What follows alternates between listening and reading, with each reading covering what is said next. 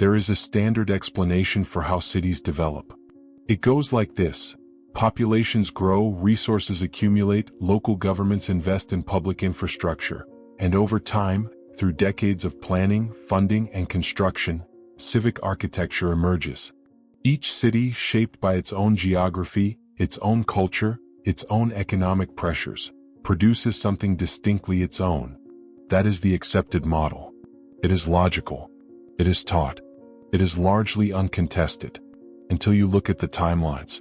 Because when you place the construction dates of major civic buildings across North America, Western Europe, and parts of Asia side by side, not the dates they were completed, but the dates the designs were finalized, the foundations were laid, the architectural programs were committed to, something becomes difficult to explain using that model. Not impossible. Not definitively contradicted. But difficult. The difficulty is not in isolated cases. Isolated exceptions are easy to dismiss. The difficulty is in the repetition. This video explores historical interpretations and unanswered questions found in existing records. It does not present definitive conclusions. Let's begin with what the official record actually says, because the record itself is where the questions begin.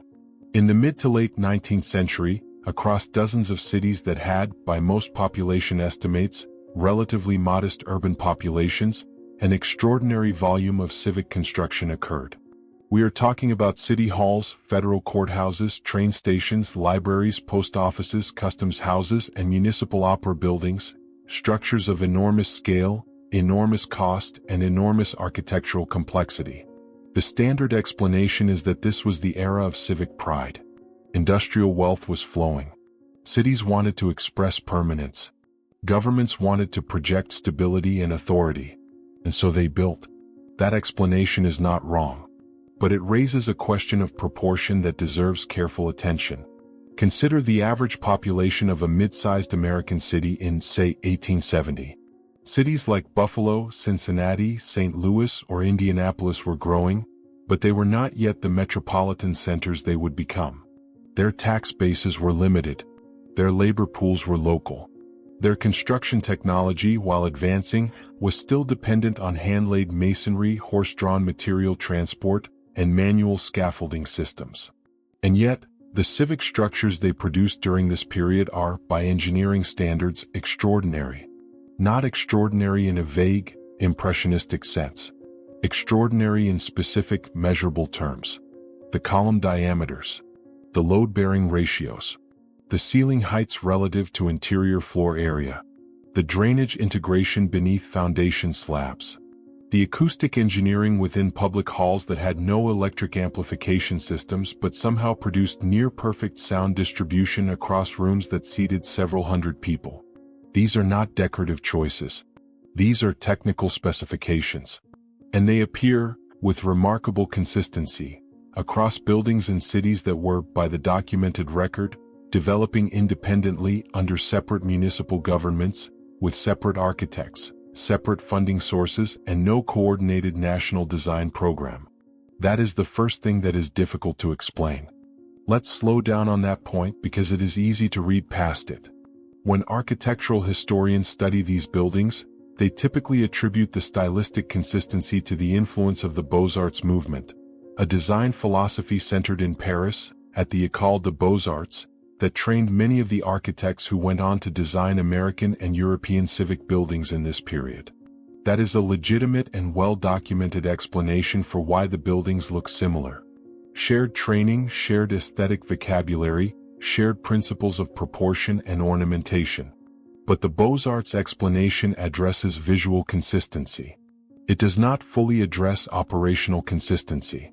It does not explain why buildings in cities of vastly different sizes, different economic conditions, and different civic needs arrived at nearly identical engineering solutions for problems that required not artistic judgment, but technical calculation. Take ventilation systems. In the pre-electric era, large public buildings required passive ventilation, systems of ducts, shafts, and strategically placed apertures that would move air through the building using temperature differentials and pressure gradients. These systems are complex. They require precise calculation relative to the building's volume, its geographic orientation, and the average seasonal climate of its location. Getting them wrong is not a cosmetic problem. It produces unusable interiors. And yet across multiple cities, in multiple climates, in buildings designed by different firms, the ventilation integration appears and functions with a level of sophistication that raises questions about the assumed pace of engineering knowledge transfer in the 1860s and 1870s. The question is not, did engineers in that era know how to do this? They clearly did. The question is, how did that knowledge arrive everywhere at the same time, in the same applied form, at a scale that preceded the populations that would eventually use these buildings? That last point requires emphasis, because it is perhaps the most consistent anomaly across the documentary record. In a standard development model, infrastructure follows population. You build schools when you have students. You build courthouses when your legal system has cases to process. You build libraries when you have a literate public large enough to sustain them. Demand precedes supply, or at minimum they grow together. That is the rational, resource-constrained logic of civic development. What the construction records of this period show, in city after city, is something that does not easily fit that model. Buildings were completed, at significant public expense, at significant engineering investment, years, and in some cases decades, before the population density that would justify their scale actually materialized. A customs house built to process a volume of commercial traffic that the city would not reach until 20 years after the building's completion. A municipal library with reading rooms that seated 300 people in a city whose documented literate population at the time of construction was a fraction of that number. A federal courthouse with 5 courtrooms in a territory that had, at the time of groundbreaking, 2 sitting judges. These are not fabricated examples. These are patterns that emerge when you cross-reference construction records with census data from the same period. The standard interpretation is forward planning. Visionary civic leaders building for the future they anticipated. And perhaps that is exactly what it was.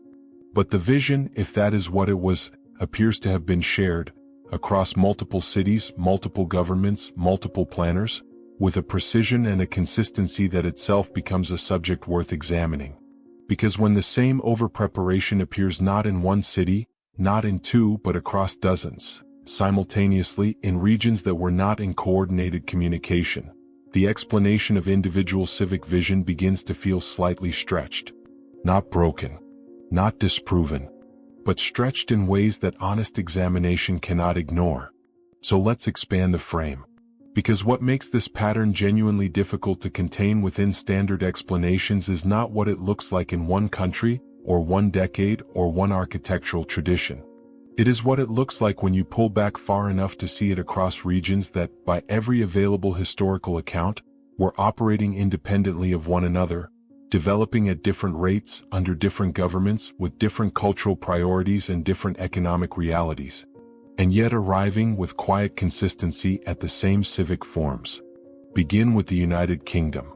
By the mid-Victorian period, Britain was the most industrialized nation on earth, so the presence of large, sophisticated civic infrastructure there is not surprising. What is worth examining is the geographic distribution of that infrastructure, and the specific timing of its arrival relative to the populations it was built to serve. The great civic halls of northern England, in Manchester, Leeds, Bradford, Birmingham, are well documented. They are attributed, correctly, to the rise of industrial wealth, to the civic reform movements of the 1840s and 1850s, and to a political culture that had begun to invest heavily in public legitimacy through architecture. The explanations are well-sourced. The historiography is substantial. But several of these buildings were completed in periods when the municipal governments commissioning them were, by their own financial records, operating under significant fiscal constraint. The Leeds Town Hall, completed in 1858, required years of contentious public debate about cost precisely because the city's finances could not comfortably support a project of that scale at that moment. And yet the scale was not reduced. The engineering complexity was not simplified. The building that was delivered was, by any contemporary measure, an overreach, a structure built for a city that had not yet fully grown into it. That alone proves nothing. Civic ambition has always outpaced immediate need. That is almost a definition of monument. But now place that observation next to similar observations in cities with no direct relationship to Leeds. In cities that were not part of the British industrial conversation at all. In the United States, the postbellum period, the decades immediately following the Civil War, produced a civic building surge that has few historical parallels in terms of speed and geographic spread. Between roughly 1865 and 1895, federal, state, and municipal governments commissioned and completed hundreds of major civic structures across the country. This is documented. It is attributed to Reconstruction-era politics, to the expansion of federal authority, to the growth of railroad-connected commerce, and to the same Beaux-Arts architectural influence already discussed. What the standard narrative treats as background context, worth noting but not dwelling on, is the geographic reach of this surge. It was not concentrated in established eastern cities with long institutional histories. It extended, simultaneously, into cities that were, by population census, still in early formation, into territories that had achieved statehood within the previous decade, into municipalities whose permanent resident populations were still measured in the low thousands.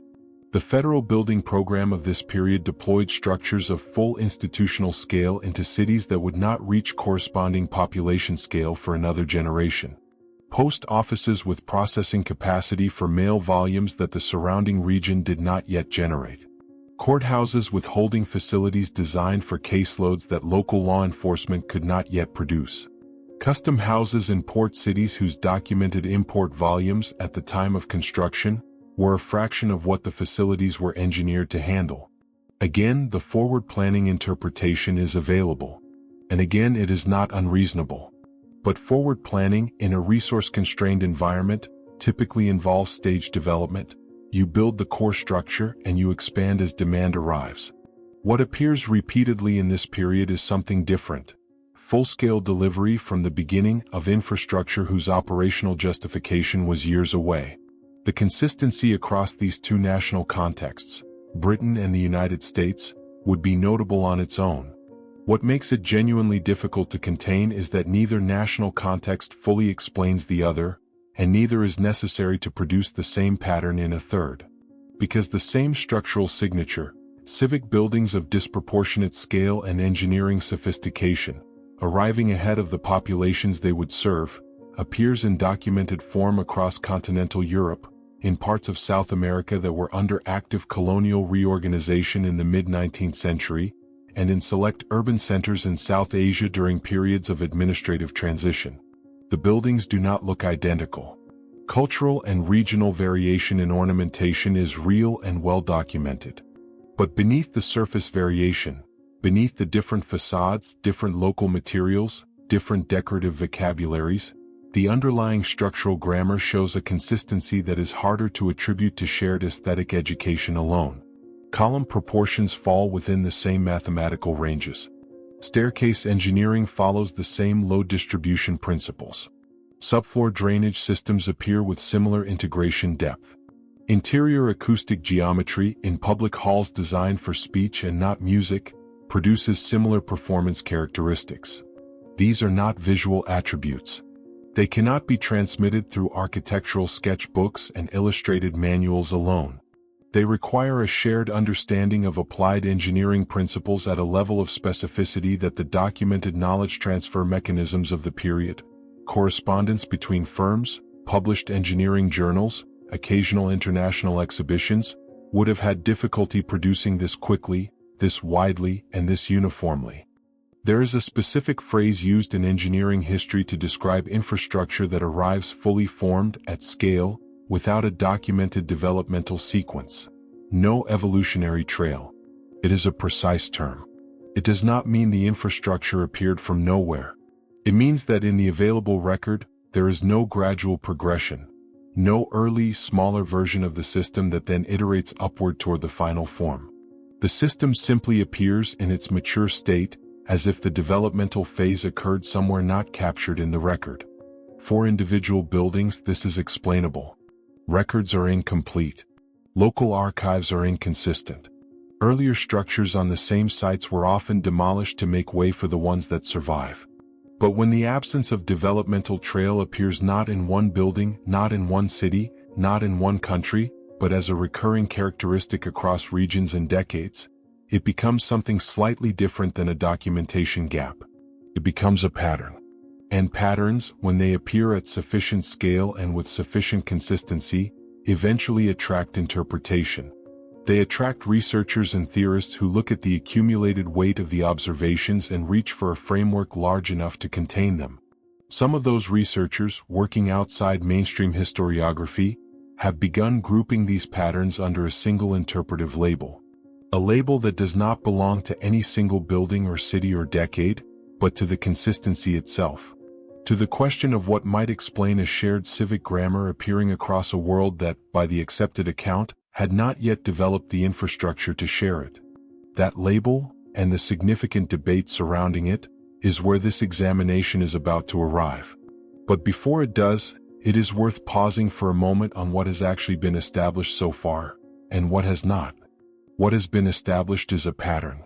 A set of observations drawn from documented construction records, census data, engineering analysis, and architectural history that, taken individually, each carry conventional explanations.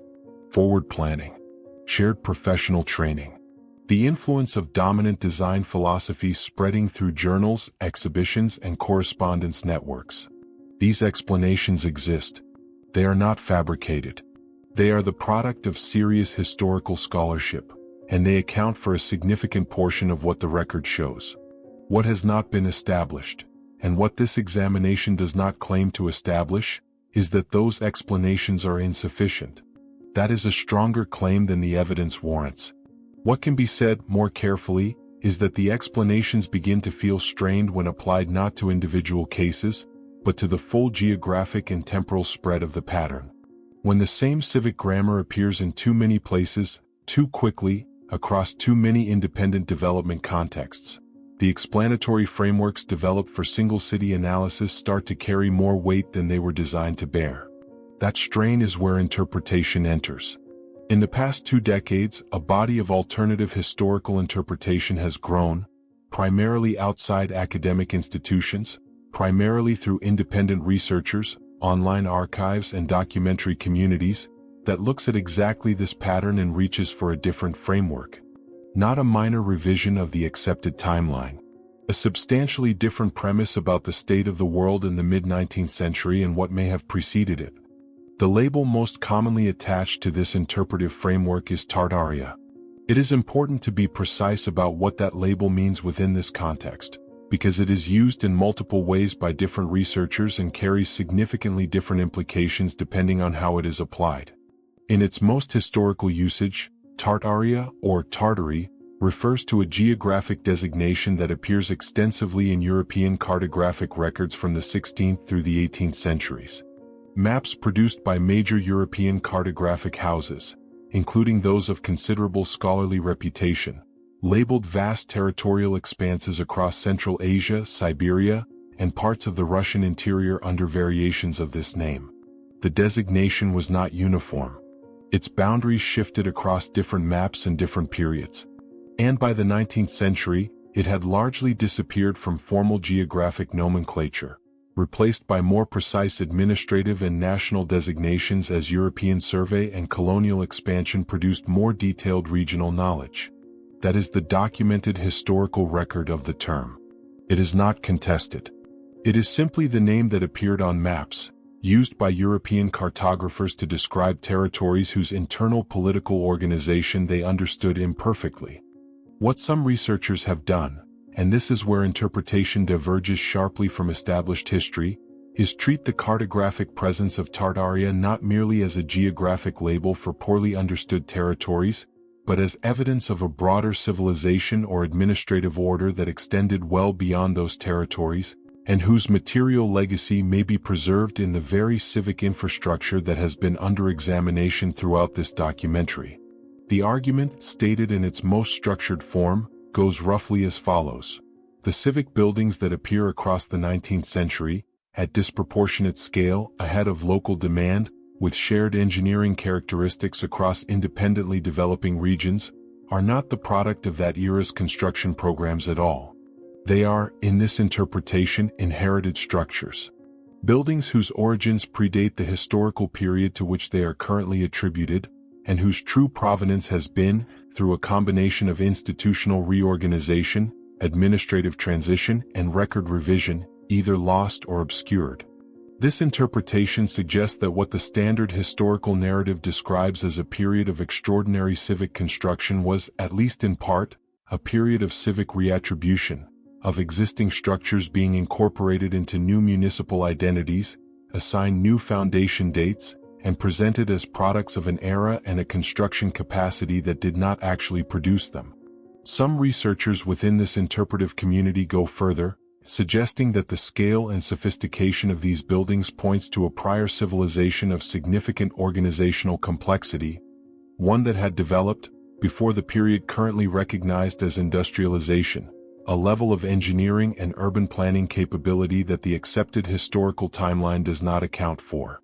It is necessary at this point to be equally clear about what the mainstream scholarly community says in response to these interpretations.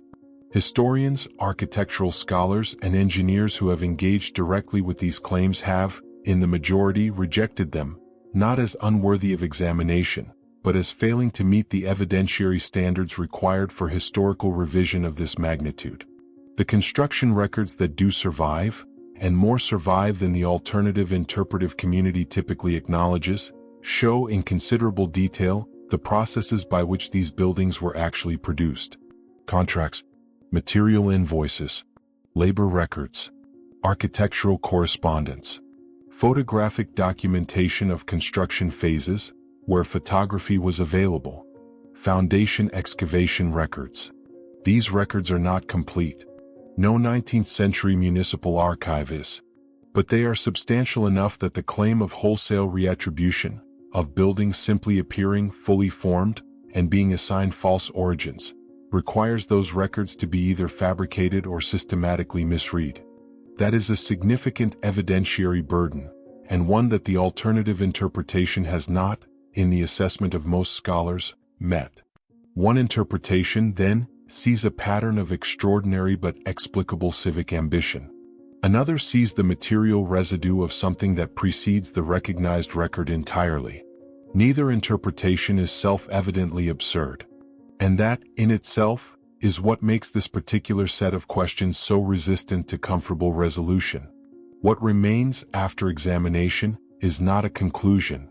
It is a series of observations that sit uneasily in the space between the explanation that is available and the explanation that would be required to fully dissolve the discomfort. The civic grammar that appears across independent cities and independent centuries does not resolve cleanly into either framework. The Beaux-Arts influence explains the aesthetics but not the engineering uniformity. The forward planning thesis explains the scale but not the simultaneous, geographically dispersed timing.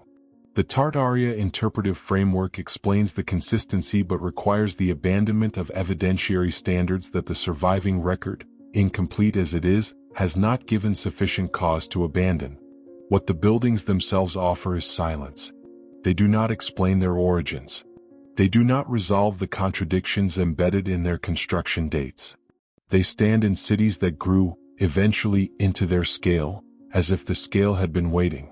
As if the infrastructure arrived before anyone had clearly documented who authorized it, how it was paid for at that level, or why the engineering specifications bear such close resemblance to specifications produced, independently, in cities that had no documented reason to share them. Some researchers call that resemblance coincidence. Some call it evidence of shared professional culture. Some reach further, toward a label, a framework, a premise about the world that existed before the world the record describes. The buildings do not confirm any of these interpretations, but they do not dismiss them either. They simply stand. Proportioned, ventilated, acoustically coherent, and older than the explanations assigned to them feel entirely comfortable containing.